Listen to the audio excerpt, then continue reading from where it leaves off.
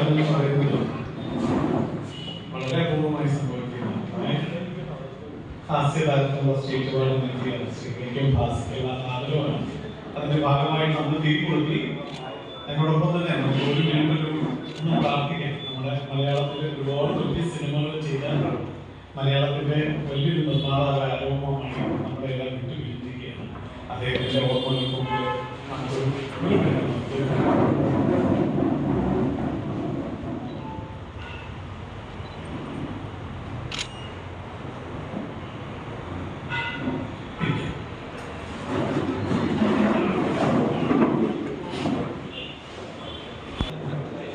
സർക്കാരിന്റെ മികച്ച ഹാസ്യനാടക television award നേടിയ ശ്രീ വൈക്കം ഭാസിക്ക് ചേർത്തലയുടെ കലാ കൂട്ടായ്മ നൽകുന്ന ഈ ആദരവ് ചടങ്ങിന്റെ അധ്യക്ഷനായ ശ്രീ ജയൻ മഠത്തില് സ്വാഗതം പറഞ്ഞ വലിയ സന്തോഷേട്ടൻ, ആദരവ് സമർപ്പിക്കുന്ന സാഹചര്യം ആദരവ് സ്വീകരിക്കുകയും അതിന് മറുപടി പറയേണ്ടതുമായ വൈക്കം ഭാസി എത്തിച്ചേരുമെന്ന് പ്രതീക്ഷിക്കുന്ന വയലാറിന്റെ പുത്രൻ സരിചന്ദ്രൻ,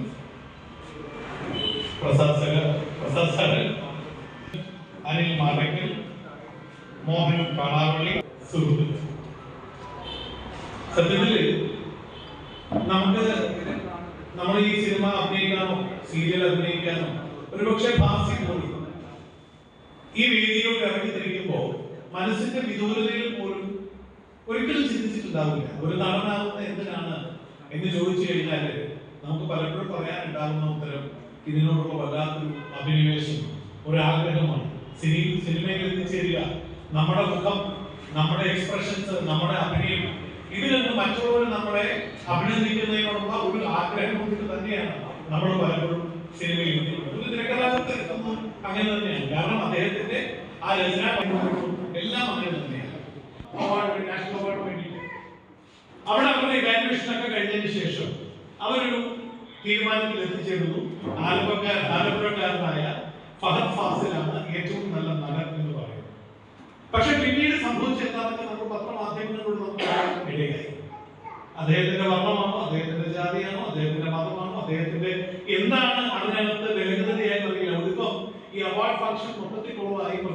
മുൻകാലങ്ങളിലൊക്കെ നമ്മൾ ശീലിച്ചിട്ടുള്ള പോലെ പ്രസിഡന്റ് വന്നിട്ട് അവാർഡ് കൊടുക്കുന്ന ഒരു ചടങ്ങിൽ പ്രസിഡന്റ് പോലും വരില്ല എന്ന് പറയുകയും അന്നത്തെ വാർത്താവിനിമയ വകുപ്പ് മന്ത്രി വന്നിട്ട് അവാർഡ് കൊടുക്കാൻ തയ്യാറാവുകയും ആ അവാർഡ് നമുക്ക് വേണ്ട എന്ന് നമ്മുടെ കേരളത്തിന്റെ അഭിമാനമായ ഫാക്ട് പറഞ്ഞിട്ട് കൂടിയൊക്കെ ചെയ്ത് നമ്മൾ ചടങ്ങുകൾ നമ്മൾ പലപ്പോഴും കണ്ടിട്ടുണ്ട്.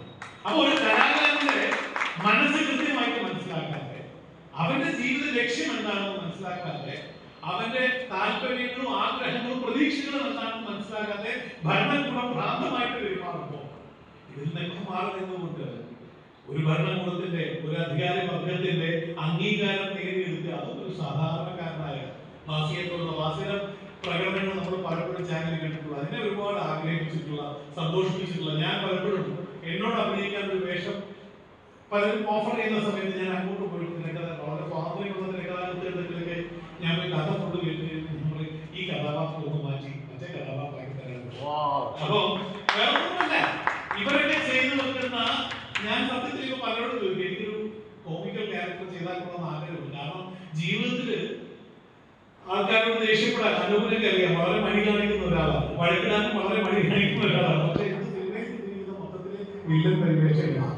ഇത് എനിക്ക് പോലും അറിയില്ല എങ്കിൽ എവിടെ കിടക്കുന്നു എന്നെനിക്ക് അറിയില്ല. കാരണം നമ്മൾ പഠിക്കുന്നു, പറയുന്നു, പെർഫോം ചെയ്യുന്നു, അത് നല്ലതാണോ ചീത്തയാണോ ഇന്നുവരെ അത് ഇവാലുവേറ്റ് ചെയ്യാൻ എനിക്ക് എന്റെ ബോധ്യമായ മനസ്സ് തയ്യാറായിട്ടില്ല. പക്ഷെ ഞാൻ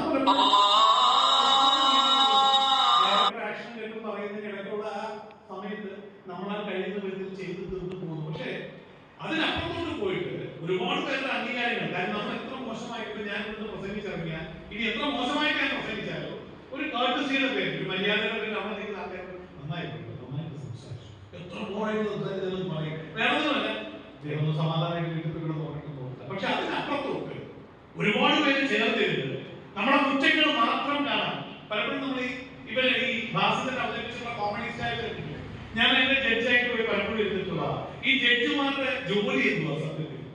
ജഡ്ജ് എന്ന് പറഞ്ഞാൽ വിലയിരുത്തുക, ഇവാലുവേറ്റ് ചെയ്യുക, അതിന് നിഷ്പക്ഷമായിട്ട് അഭിപ്രായം പറയാന്നുള്ളതാണ്. പക്ഷെ ജഡ്ജായിട്ട് പോയി അവിടെ ഇരുന്നാൽ മുഖ്യമായിട്ട് ചെയ്യുന്ന ജോലി എന്താ? ഇവരുടെ കുറവുകൾ കണ്ടുപിടിക്കുക.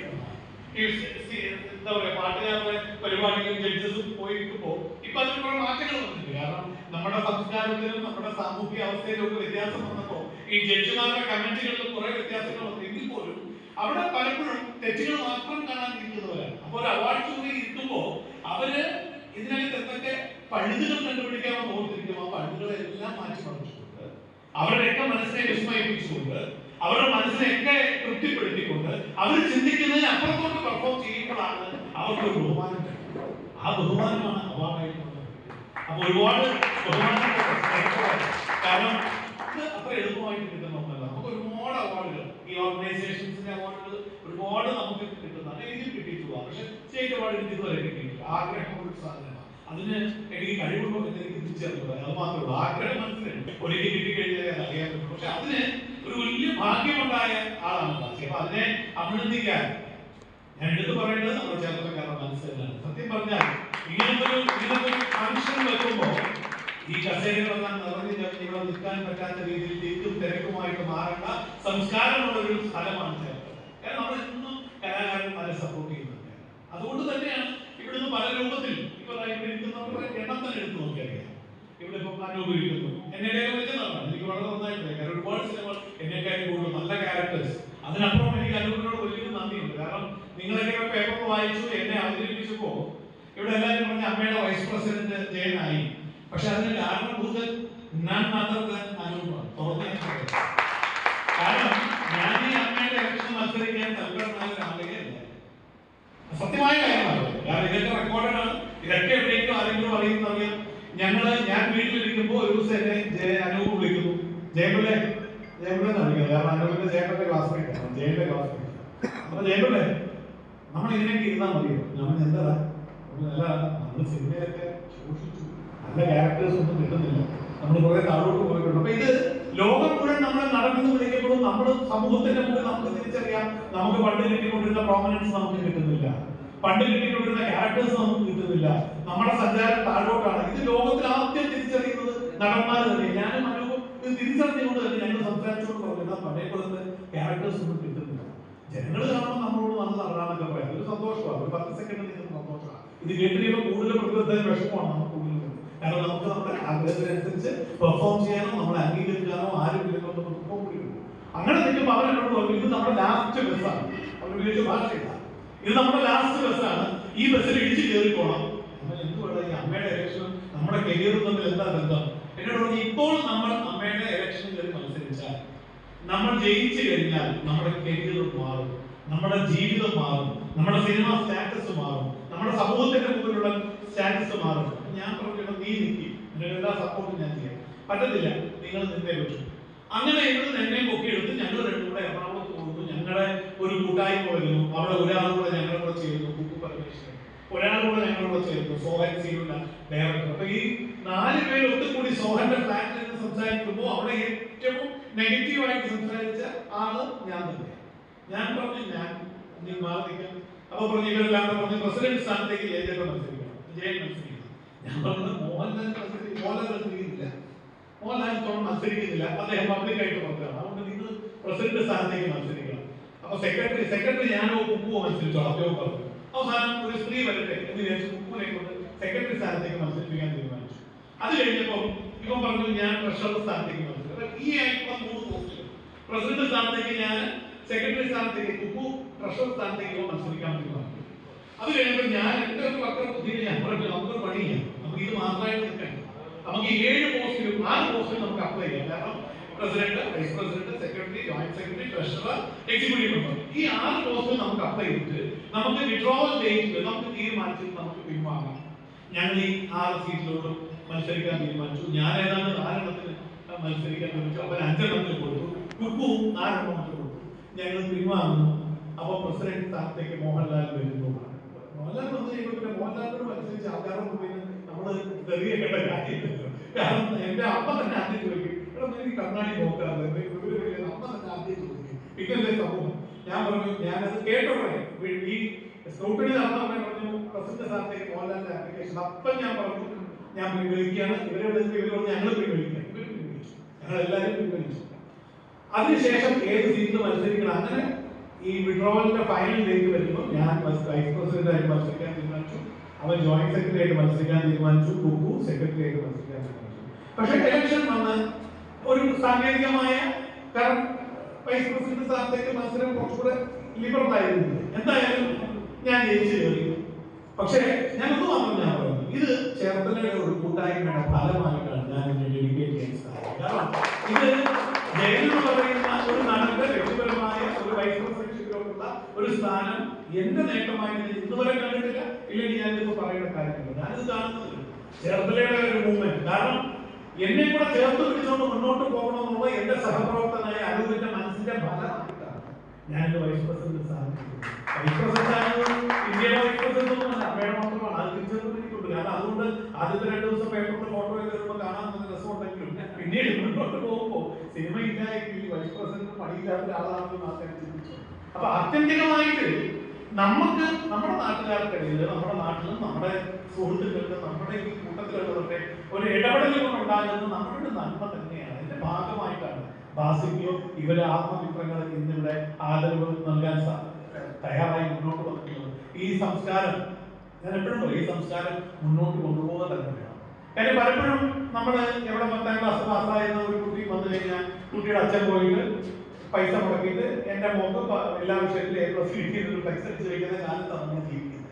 അവിടെ സ്വന്തം വീട് അപ്പുറത്തുള്ള അയലോക്കക്കാരൻ പോയി ഈ സന്തോഷത്തെ ഒരു കുശുമ്പോട് കൂടി വീക്ഷിക്കുമ്പോൾ, ഇതിന്റെ സന്തോഷം പൂർണ്ണമായിട്ട് ഉൾക്കൊള്ളാൻ മനസ്സ് കാണിക്കാതെ നിൽക്കുമ്പോൾ, അടുത്ത നാട്ടിൽ കിടക്കുന്ന, അടുത്ത ജില്ലയിൽ നിൽക്കുന്ന, അടുത്ത താലൂക്കിൽ നിൽക്കുന്ന ഒരാൾക്ക് ഒരു സ്റ്റേറ്റ് അവാർഡ് കിട്ടുമ്പോൾ അതിനെ നമ്മുടെ വിജയമായിട്ട് കണ്ടുകൊണ്ട് ചേർത്തല മുഴുവൻ ഫ്ലെക്സ് വെച്ചുകൊണ്ട്, കയ്യിൽ പൈസ മുടക്കി ഫ്ലെക്സ് വെച്ചുകൊണ്ട്, ഇങ്ങനത്തെ ഒരു ഹോൾ എടുത്തുകൊണ്ട്, ഇത്രയും അറേഞ്ച്മെന്റ്സ് കൊടുത്ത്, ഇത്രയും വ്യക്തിത്വങ്ങളുള്ള ആൾക്കാരെ ക്ഷണിച്ചുകൊണ്ട് ഈ പരിപാടിക്ക് മുൻപേ എടുത്തിട്ടുള്ള ആ വലിയ മനസ്സുള്ള സുഹൃത്തുക്കൾക്ക് എന്റെ ഒരു വലിയ നമസ്കാരമാണ്. കാര്യം ബാസിക്ക് അവാർഡ് കിട്ടുന്നതിനേക്കാളും വലിയൊരു അവാർഡാണ് നിങ്ങൾ ഞങ്ങളുടെ മനസ്സിൽ നിന്ന് സംഘാടകരുടെ മനസ്സാണെങ്കിലും നിങ്ങൾ കാണിച്ചിട്ടുള്ള ആദരിക്കാൻ കാണിച്ചിട്ടുള്ള മനസ്സ്. ഞാൻ അങ്ങേയറ്റം ആരാണെന്ന് എനിക്ക് ഇപ്പോഴും ഓർക്കുന്നത്. എന്നെ ഫോണിൽ വിളിച്ചിട്ട് ഓർമ്മ ചേച്ചേട്ടൻ പറഞ്ഞു, ഇത്രയും വലിയ ആൾക്കാരുണ്ട്, ഞാൻ ഉദ്ഘാടനം ചെയ്യാൻ യോഗ്യനാണോ, എന്നെക്കാളും വലിയ ആൾക്കാരുണ്ട്.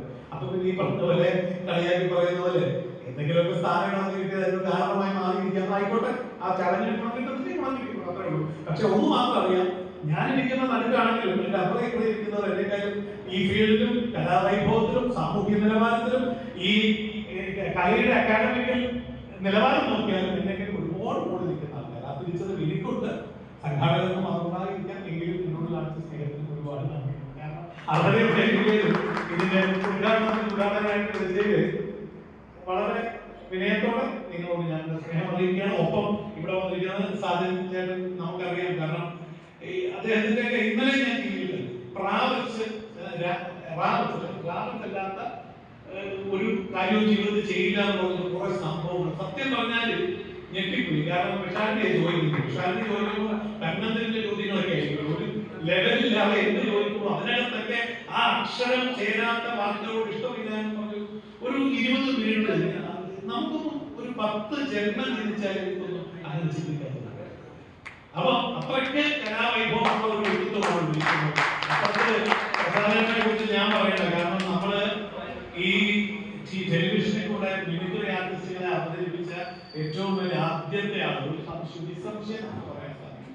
ഈ മിമിക്രി ആർട്ടിസ്റ്റുകൾക്ക് സ്ക്രീൻ സ്പേസ് ഉണ്ടെന്നും ഇവർക്ക് പ്രോഗ്രാമുകൾ ചെയ്യാമെന്നും ഇവരുടെ പ്രോഗ്രാംസിന് കൃത്യമായ വ്യൂവർഷിപ്പ് ഉണ്ടെന്നും ടെലിവിഷൻ ചാനലുകളെ ബോധവൽക്കരിച്ച ആദ്യത്തെ ആളാണ് സാധിക്കും. അദ്ദേഹത്തിന് ശേഷം മാത്രമേ ടെലിവിഷൻ രംഗത്ത് സത്യത്തിൽ മിമിക്രി ഇന്നിപ്പോ ഹാസ്യ അവാർഡ് കിട്ടിയിരിക്കുന്ന ടെലിവിഷൻ മേഖലയിലെ ഏറ്റവും മികച്ച ഹാസ്യനടൻ അവാർഡ്.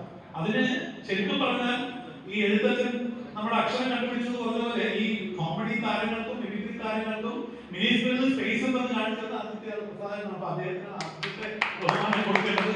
പിന്നെ നമ്മുടെ സുനീഷ് നമുക്ക് ഗംഭീരമായിട്ട് ആദ്യത്തെ സിനിമ കഴിഞ്ഞു അല്ലെ, മോഹൻലാൽ പേരിൽ സിനിമ ഒന്നും നല്ല ഹിറ്റായിരുന്നു. എനിക്ക് അഭിനയിക്കാൻ ചാൻസ് തന്നില്ല എന്നുള്ള ഒറ്റ ദുഃഖമേ എനിക്കുള്ളൂ. അടുത്ത സിനിമ വന്നു പോവാട്ട് നാടകം, അതിലും എനിക്ക് ചാൻസ് തന്നില്ല എന്ന് ദുഃഖമേ ഉള്ളൂ. അപ്പൊ അടുത്ത സിനിമയെങ്കിലും വരുമ്പോൾ എനിക്കത് അഭിനയിക്കാൻ യോഗ്യതയുള്ള ഒരു ആളായിട്ട് ഞാൻ എന്നെ സ്വയം മാറ്റാനുള്ള ശ്രമത്തിലാണ്. കാരണം അവർക്ക് മാത്രം തോന്നിയാൽ പാടുള്ളൂ, എനിക്കും യോഗ്യത വേണ്ടേ അവരുടെ സിനിമയിൽ അഭിനയിക്കാൻ. അപ്പൊ അതിന് പറ്റുന്ന രീതിയിൽ എന്നെ മനനം ചെയ്തെടുക്കാൻ എനിക്ക് സാധിക്കട്ടെ എന്ന് ഞാൻ പ്രാർത്ഥിക്കുക. ഒപ്പം ഞാൻ പറഞ്ഞല്ലോ അനൂപ്, അതൊക്കെ വലിയ കാരണം ഇത് വെറുതെ ഭാഷ ഭാഷയിലോ വാക്കുകളിലോ വെറുതെ വാചകങ്ങളോ മൈക്കിന്റെ മുമ്പിൽ സംസാരിക്കാൻ വേണ്ടി സംസാരിക്കുന്നതല്ല. അതിനപ്പുറത്തോട്ട് നമുക്ക് എവിടെ വെച്ച് കാണുമ്പോഴും നമുക്കൊന്ന് വഴിയിലൊന്നും വണ്ടി ഇടിച്ച് കിടന്നു കഴിഞ്ഞാൽ ഇന്നത്തെ ലോകം നമ്മളെ വല്ലാണ്ട് തെറ്റിദ്ധരിപ്പിക്കുന്ന ലോകമാണ്. ഞാൻ നേരെ ഫഹദ് അവാർഡ് വാങ്ങിക്കാതെ പോകും. അദ്ദേഹത്തിന്റെ നമുക്ക് എല്ലാവർക്കും പറയാം, അദ്ദേഹത്തിന്റെ ജനിച്ചു വീണ ഒരു ജാതിയുടെ മതത്തിന്റെ പേര് പറഞ്ഞിട്ടുണ്ടായതിന്റെ രാഷ്ട്രീയ ചെയ്തിരികളുടെ ഭാഗമായിട്ടാണ് അദ്ദേഹം അവാർഡ് വാങ്ങിക്കാൻ പോയത്. പക്ഷെ നമുക്ക് ആലോചിച്ചു, ഇവിടെ ഒരു വണ്ടി ഇടിച്ച് നമ്മൾ റോഡിൽ കിടന്നു കഴിഞ്ഞാൽ നമുക്ക് രക്തം തരാൻ ഓടി വരുന്നതുകൊണ്ട് ഏത് ജാതിക്കാരനായ നമുക്കെന്താ, ഏത് മതസ്ഥനായ നമുക്കെന്താ, ആരെങ്കിലും നമ്മളെ ഇടിച്ചു കിടക്കുന്നു അവന്റെ ജാതി എന്താന്ന് നോക്കിയിട്ട് അതിന് പറ്റി രക്തം കൊടുക്കാൻ ആരെങ്കിലും പറയും. അവിടെ മനുഷ്യത്വമാണ്. ആ മനുഷ്യത്വത്തിന്റെ ഒരു കൂട്ടായ്മയാണ്. അത് ചേർത്തലയിലുണ്ട്, ആ സംഘാടകത്തിലുണ്ട്, നിങ്ങളിലുണ്ട്. നിങ്ങളെയും കൂടെ അഭിനന്ദിക്കുകയാണ്. കാര്യം അറിയോ, നമ്മൾ ഏറ്റവും പിശിക്ക് കാണിക്കുന്നത് എന്തിനാണെന്നറിയോ? മറ്റുള്ളവരെ അംഗീകരിക്കുക. ഇവിടെ ഒരാളെ ആദരിക്കുക. അത് കാണാൻ നിങ്ങൾ വന്നിരിക്കാൻ നിങ്ങളുടെ മനസ്സ് നിങ്ങളെ ഞാൻ മനസ്സ് തുറന്ന് തന്നെ അഭിനന്ദിക്കുകയാണ്. ഒപ്പം ഇതിന്റെ ഭാഗമാകാൻ സാധിച്ചുള്ള സന്തോഷം വെച്ചുകൊണ്ട് ഔപചാരികതയുടെ പേരിൽ, യോഗ്യനാണോ അല്ലയോ എന്ന് എനിക്കറിയില്ല, ഔപചാരികതയുടെ പേരിൽ ഞാൻ ഇത് ഉദ്ഘാടനം ചെയ്തായിട്ട് താങ്ക് യു ചേട്ടാ. വളരെ